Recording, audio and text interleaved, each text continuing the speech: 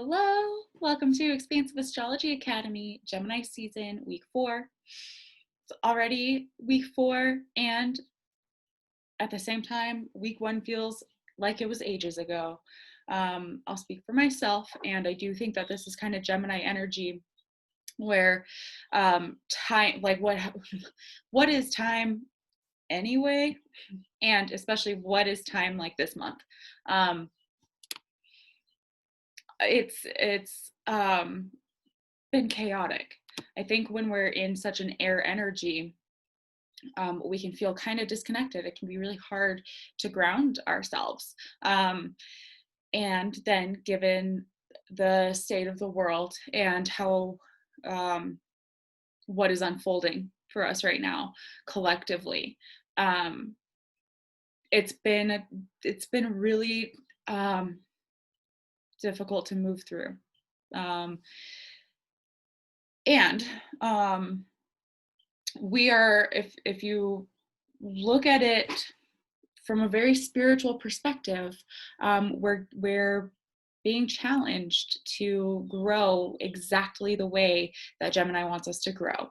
We're being challenged to tend to our nervous systems. We're being challenged to use our tools, our voices. We'll get more into that later. We're being challenged in how we communicate.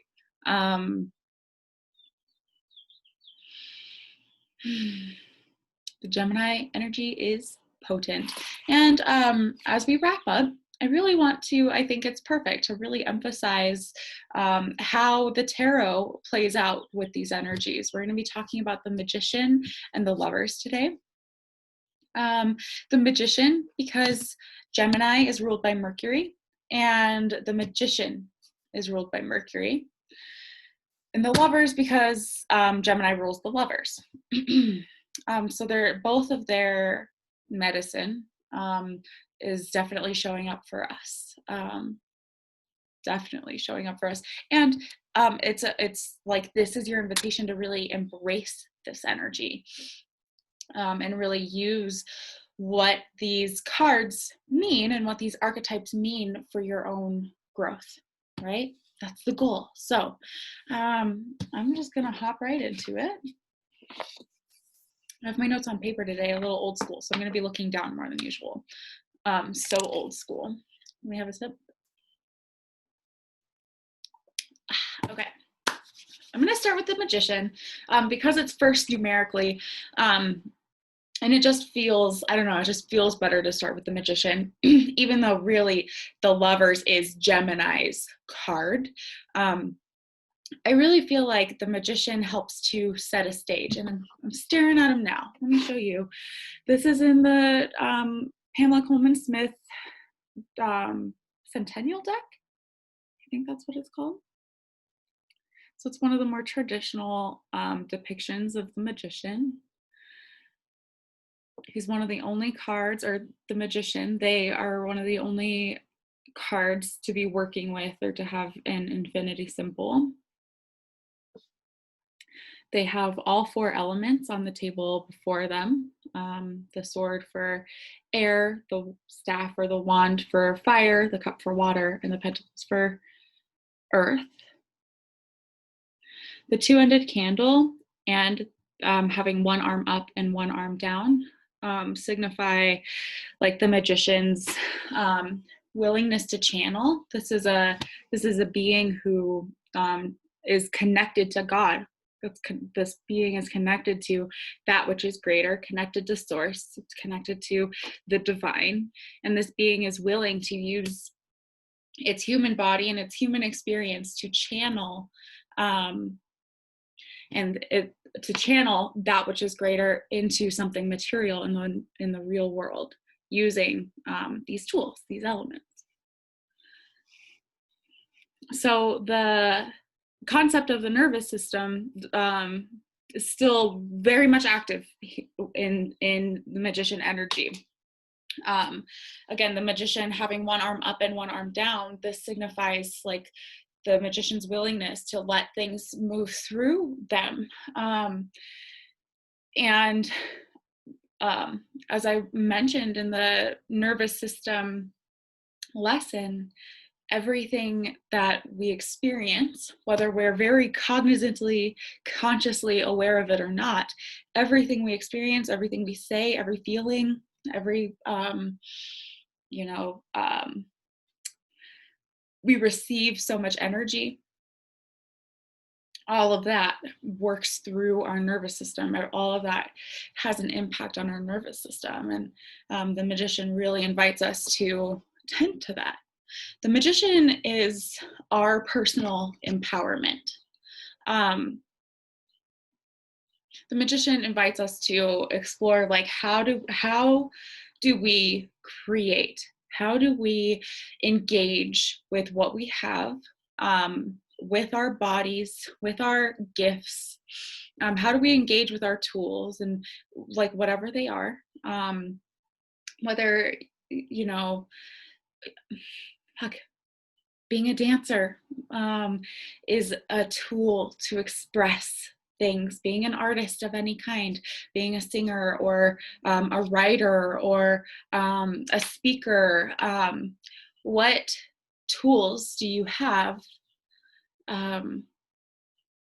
that help you connect with that which is greater, that help you use this human experience to express what you know? The magician is all about their connection with the divine, their connection with God. Um, so when we're in magician energy, we really want to look at, like, what wants to be expressed. We want to be in an energy of, like, being completely open to whatever needs to come through you. Whether that be just in simple conversation, whether that be in your Facebook posts, or whether that be on a grander scale in terms of, like, your art or speaking or, you know, whatever it is. The magician asks us to always be open to what needs to come through us. What are we, it invites us to be always connected to more, to what is greater than, and like what is outside of this very human, very egoic experience. So we're invited to really embrace this, like, I am open to whatever is in my highest and best. I am open to what needs to come through me. And we can say that, we can intend that, we can write that. And because we are human, and because this is like this is a free will universe, we have options in this life. We can say, I am so open to whatever is in my highest and best interest. I want to know and I want to express what is in my highest and best interest. And you also have to reach out and take the thing. You also have a responsibility of accepting that invitation, and not just hearing it, but accepting it and moving on it, and marrying some intention, or marrying that intention of, like, I want what is in highest and best interest for me, marrying that intention with action.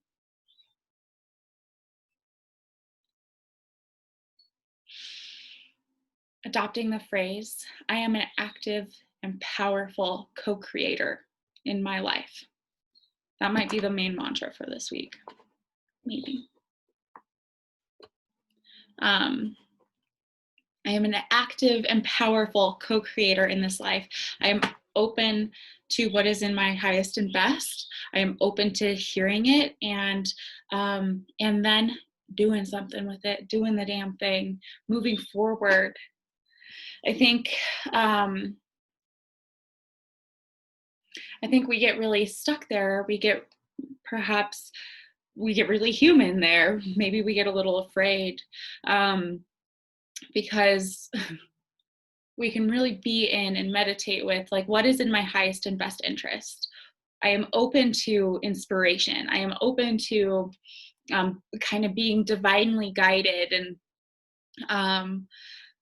then beware, our humanness kind of steps in the way sometimes, or we start to really get caught up in, okay, but how am I going to start that blog? How can this ever be a sustainable thing? How am I going to make money from doing that? What will people think of me? um, um, you know, all kinds of things that the brain can go into, like that goes against the norm, that wouldn't be okay. um, what was my other example?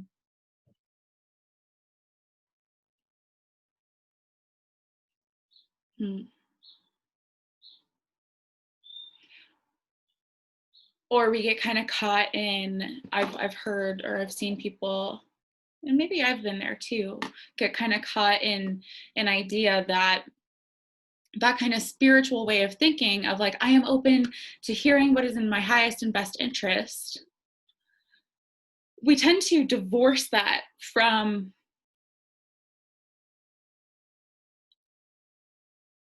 our humanness a little too much. It is, so let me explain. It is important to tease apart like what is coming from your soul and what is coming from your ego or your brain chemistry. I think it is so important to know what is kind of driving the car, what is in the driver's seat at any given moment. Is this like a really soul-led decision that I'm making, or is this a very like fear-based ego decision that I'm making? And so it's important to know the difference there. And we are one being having a human experience right now. We are a soul having a human experience. So you can't completely divorce the two. So when we're channeling, I think, again, I guess I just want to encourage you not to get too caught up in the how or the or any of the type of fear-based thinking. I think we really start to get caught up in, um, oh, that's wishful thinking, or oh, um, that couldn't actually be for me, like, um, it's too late for me, or man, I don't know. I would need a I need a more concrete example. I'm being a little vague. I hope that this follows, or I hope I'm making sense here. um, don't let the brain question too much, and no, tell your brain, um, like, we got this together. I'm an active and powerful co-creator in my life. Honor that duality of both that very like pure soul led, like, I want to start a blog, and or something like, I need to quit my job. Which can be a little more like, whoo, scary, like risky. Honor the duality of both, like, that is a soul centered, like divinely guided decision that I'm making here, and I need to really tend to my humanness around it. The magician also invites duality in that they are open from crown to root. So, how can you really tend to your nervous system in a way that keeps you open, open from crown to root, from um, like to where you're open to learning new things and having your world rocked a little bit, and where you're open to being proven wrong or being proven right, right? Keeping your crown chakra open, and also keeping that root chakra, like keeping yourself really centered and feeling secure and safe. Tend to your nervous system, open up the channel, keep yourself loose. Sorry, just kidding. But kind of not kidding. Move your body in ways that feels good, in ways that feel good. Um, that doesn't have to mean anything extensive or crazy, but twist your spine every now and then. Make sure you're keeping yourself physically open. I'm kidding and I'm not. Well, this is a joke, but um, ask yourself, how can I be more open to receiving? How can I be more connected to my magic and guidance from my spirit and from the universe? How can I be more open to receiving those things? And remember that nothing will come to you unless it is the exact right time for that thing to come to you. Whether it's a new piece of information that rocks your world, whether it's some sort of inspiration to start something new, whatever it is, nothing will come to you unless it is the exact right time for that to happen. So we're invited to really surrender. It's this energy, the magician is inviting us to marry our own power and how much magic we hold and how much power we have. We're marrying that with surrender and letting go and trusting that we will be guided and led in ways that are in our highest and best, because that's what we expect. That's what we've asked for. When we don't listen to when we don't listen to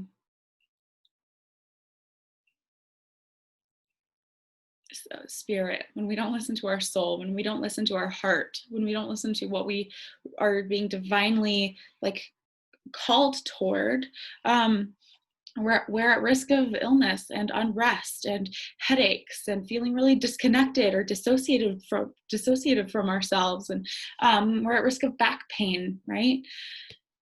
So don't cut yourself off from yourself. Don't cut yourself off from being a channel. Surrender. Even though the brain might have a whole lot of questions, surrender and trust.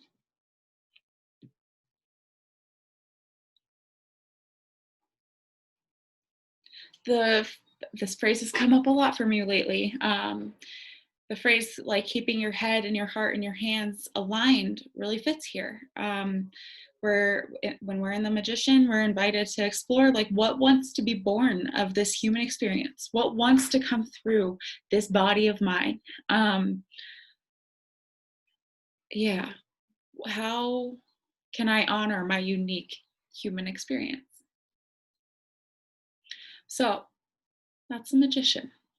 I think I'm feeling pretty complete with the magician. I'm going to take a pause and then we're going to go into the lovers. Quick pause. We're back. All right. We're just going to hop right into the lovers. Let me show you the card. This is the traditional Pamela Coleman Smith card. There's the angel to represent like divinity, divine timing, and that like this is a divine, I want to say relationship, though this does not necessarily mean a romantic relationship, and I'll go into that more later. There's the tree of life, there's the snake, and then we have Adam and Eve. There's the sun, so there's a lot of that can signify like illumination, knowing things are clear. It's a very like divine or sacred air to this card. The lovers is not about romantic love or even receiving love, because not everybody relates to that, and that's why. If every time we pulled this card it had something to do with a romantic relationship, especially a romantic heterosexual relationship like we presume Adam and Eve were, that doesn't fit the mold for everybody. There are people who are not heterosexual. There are people who are asexual. If this card signified lovers in like a romantic sense, the tarot would no longer be for everybody, and the tarot is for everybody. That's what Lindsay Mack teaches. She's my gal. She's my teacher.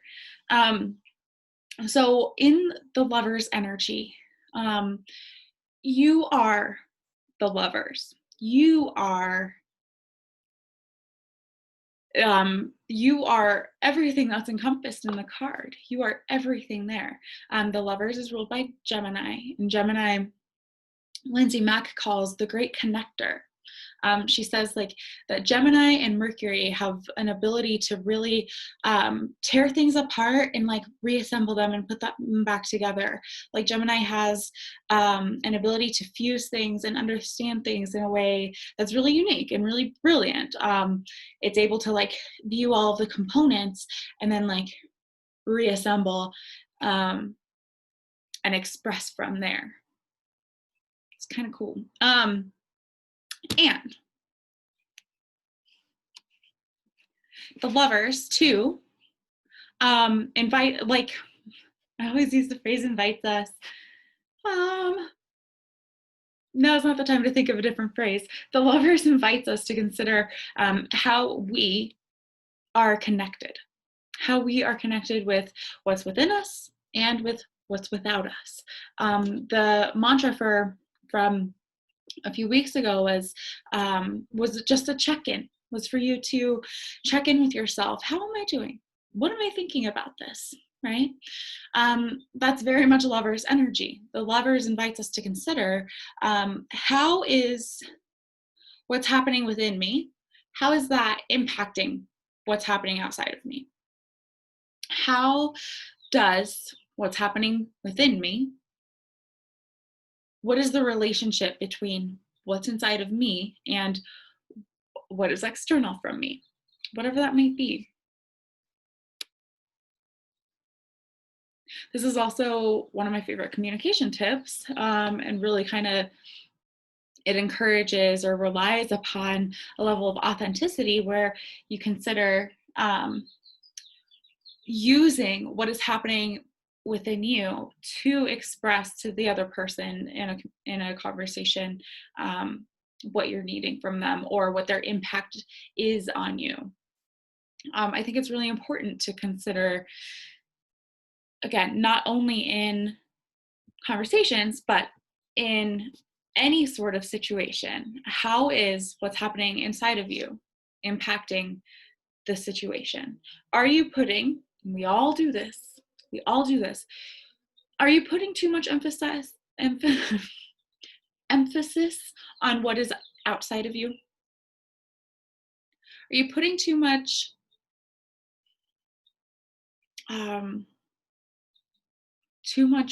faith in or too much weight on external things, whether that be a relationship or a job or a place you want to live or what else is there besides living and having relationships and working? Any sort, it could be anything. Are you putting too much emphasis on anything, whether it's the number of likes that your picture gets? I'm sure many of us are guilty of going back and checking if anybody else has liked something that you've posted yet. Are you putting too much emphasis on how much traffic your blog gets, or how many 5-star reviews your podcast gets, or how many clients you have?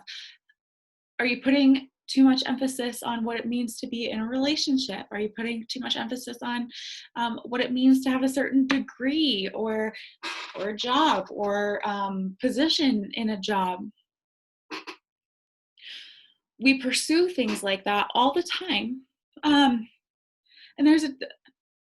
let me add a caveat here. It's okay to desire things, and it's okay to have goals, and it's okay to strive for certain numbers or a certain relationship or a certain job or a certain type of house. Like, it's okay to strive for those things. The invitation is to explore how much emphasis you're putting on those things. Can you be whole and happy without those things? Would you feel whole and happy whether or not you were in the relationship you're in? Would you feel whole and happy if your best friend decided that they needed a break from you. Well, okay, that might be a bad. Well, maybe you wouldn't be happy, but would you still feel whole? Right? You still want to have a sense of wholeness no matter what's going on externally from you. Where are you putting too much emphasis on something outside of you? And that's I think that's why I needed to talk about the magician first, because don't you remember the magician? Remember how much power you have. Now, we pursue things, we have goals, we have desires, we pursue things all the time that are not what we thought they were, or not what we hoped we were. I'll speak for myself.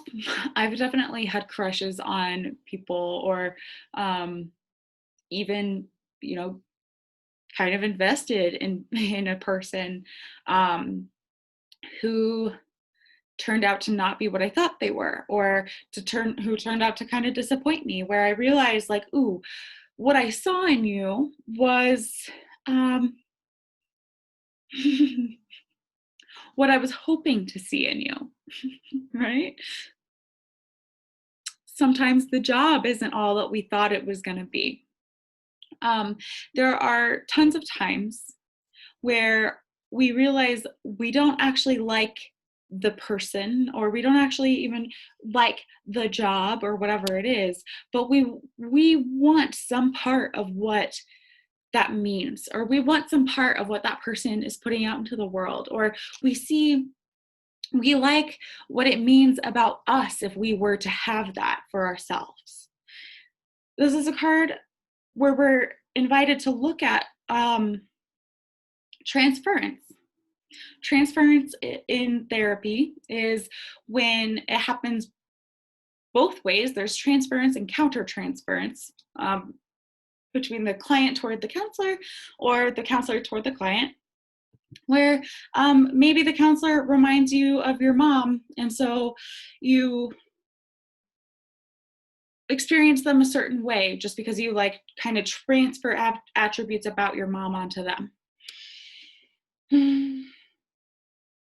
Transference is when we kind of project, or we just experience some intense emotion, whether it's like really admiring the person, or the opposite, really kind of despising the person, or feeling really annoyed or angry by the person, when it doesn't really have a whole lot to do with them. It more has to do with us and our biases, or the experiences we've had, or what have you.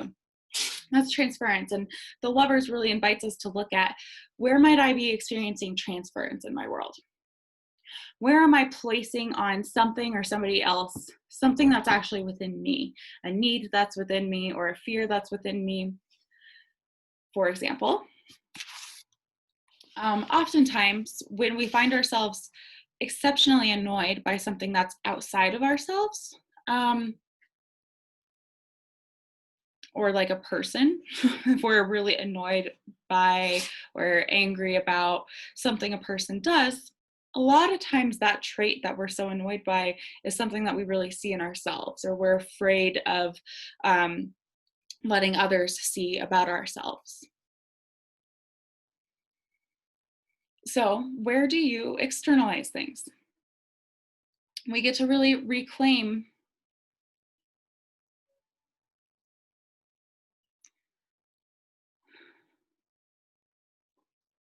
We get to reclaim in that, like, we get to really be with our shadow selves, which isn't always so pretty. And it isn't easy work. It isn't easy to look at our relationships and consider where we might be projecting, or where we might have some transference, or where we might be looking outside of ourselves to have a need filled. Um, we get to look at that side of us, those shadowy, needy sides of us, and really reclaim power over that. We get to stop externalizing our power onto other things. Can you get to a point where you have a good day, no matter like What happens? Are you capable of having a good day and chalking it up as a good day at the end of the day, no matter what happened that day? I love the concept of having no bad days, where no matter what happens in the day, at the end of the day, I'm never going to call it a bad day because this is like my life, dude. Why would I want to consider any day bad? And that doesn't mean experiences aren't really fucking hard and some things might feel terrible. And can you get to the point where there are no bad days? Every day is a good day, no matter what happens outside of you, because you have reclaimed so much power and so much control and knowing over your internal world, where these external things don't have that much power. And you don't externalize your happiness and your sense of wholeness and your sense of contentedness on anything outside of you. We also get to explore, is there anything that I'm trying to force here? Sometimes that isn't so pretty. Is there anything that I'm really wishing for or gripping for or trying to push for, that I'm forcing or that I'm trying to force? Where am I not surrendering? Where am I refusing to go with the flow? Am I trying to force something here? And then finally, we get to really explore, how am I influenced by people outside of me? How do things outside of me, experiences and people, how do those impact me? How are my boundaries between myself and external things? How influenced are you by external things, and how would you like to be? How can you energetically, um, like reclaim? Whew, hi, buddy. I'm gonna take you down. I'm sorry. I don't. Um, that's not to say that I'm encouraging you to become cold-hearted and impossible to sway, or you want to respond and react to other people. You want to some degree be influenced by the world around you, right? And do you maintain control? Do you maintain power? How influenced are you by, if you decide I'm going to have no bad days and your partner has a bad day, is it going to turn into a bad day for you too? Can you kind of reclaim power over that? So,